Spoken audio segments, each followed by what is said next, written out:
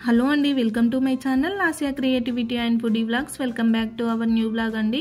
ఈ రోజైతే వినాయక చవితి కాబట్టి వినాయకుడి పూజకు కావాల్సిన పూలు అయితే కోసేసుకున్నాము. వినాయకుడికి కావాల్సిన పండ్లు పత్రులు అయితే తీసుకొచ్చుకున్నామండి. ఈ ఫ్రూట్ అయితే మీకు ఐడియా ఉందా? నేనైతే ఇదే ఫస్ట్ టైం అండి చూడడం.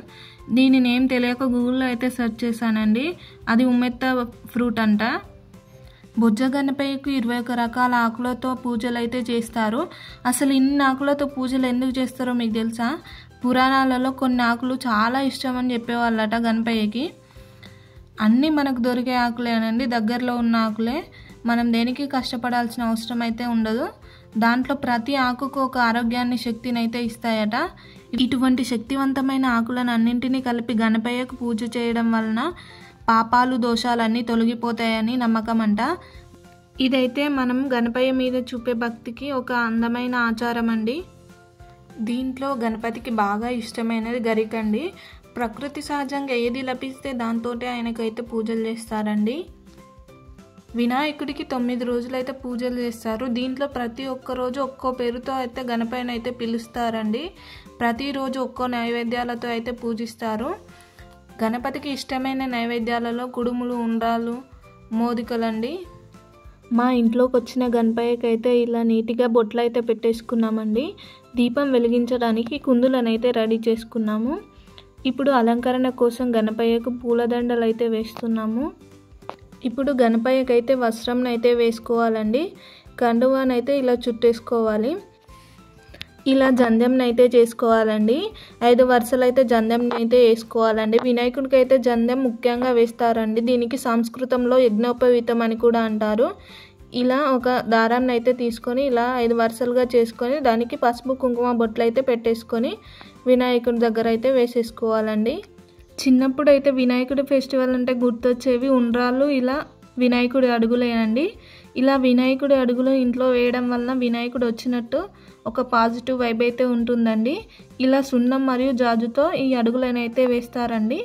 ఇప్పుడైతే మన ఫేవరెట్ ఘట్టం అయితే వచ్చేసిందండి. ఇలా మన చేతులతో మనం చేసిన ప్రసాదాలన్నీ గణపయ్య దగ్గర అయితే ఇలా నైవేద్యంగా అయితే పెట్టేసుకోవాలండి. దీపం అయితే వెలిగించుకోవాలండి. మన ఇంట్లో వాడే పనిముట్లను, బుక్స్, పెన్స్ ఇలా గణపయ్య దగ్గర పెట్టుకొని పూజను అయితే స్టార్ట్ చేసుకోవాలి.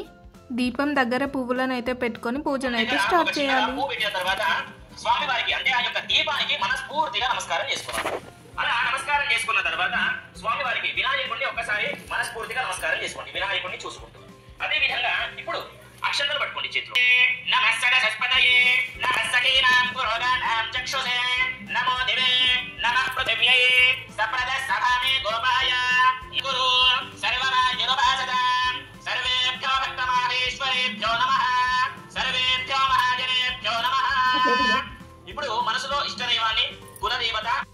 ఈ విధంగా మేమైతే పూజ స్టార్ట్ చేసామండి. పూజ అయితే చాలా బాగా జరుగుతుంది. ఇలా పూజ అంతా కంప్లీట్ అయిపోయాక దేవుడి దగ్గర పూజ చేసిన కంకణాలు అయితే ఉంటాయి కదండి, అవైతే చేతులకైతే ఒకరికొకరు కట్టేసుకోవాలండి. పూజలో ఇలాంటి కంకణాలను కట్టుకోవడం వలన ఫెస్టివల్ వైబ్ అయితే వస్తుందండి. చాలా బాగా అనిపిస్తుంది. పూజ అంతా కంప్లీట్ అయిపోయింది కదా, ఇప్పుడు మనం కొబ్బరికాయని అయితే కొట్టేసుకోవాలండి.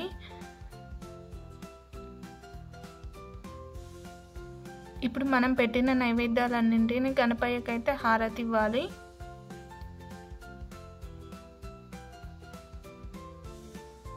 ఒక హారతి కర్పూర బిళ్ళ తీసుకొని దేవుడికి హారతి ఇచ్చి మనం కూడా హారతి తీసుకోవాలని. అంతే అండి, పూజ అయితే కంప్లీట్ అయిపోయింది.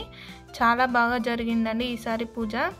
ఇలాంటి పూజలు ఎవ్రీ ఇయర్ జరుపుకోవాలని కోరుకుంటూ అందరికీ హ్యాపీ వినాయక చవితి అండి. అంతే అండి ఈ video. Thank you for watching. Please do subscribe to my channel. Press the bell icon for more updates. Thank you guys.